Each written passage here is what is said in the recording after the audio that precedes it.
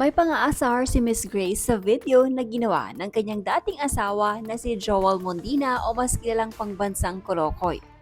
Kung ating matatandaan, umalma si PK sa panibagong live interview ni Miss Grace na kung saan sinagot lang naman ito ang mga naging katanungan sa kanya. Ayon kay PK, napanood niya umano, kaya naman gumawa na lang din siya ng video upang sagutin ang lahat ng mga umano'y paninira ni Grace sa kanya. Matapos nito, nag-post si Miss Grace sa kanyang social media na kung saan tila pang-aasar niya ito sa video na in-upload ni PK.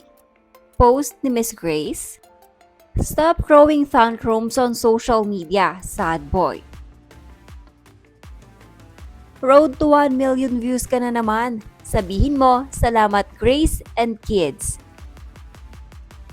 Bakit naka-off comments?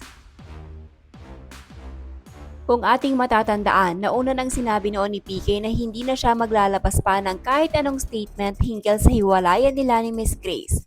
Kaya naman napagdududahan tuloy ng mga netizens si PK na baka for the views lang kaya gumagawa ito ng bagong issue. Ayon kasi sa ilan ay mababa na umano ang views ni PK magmula na maghiwalay sila ni Miss Grace.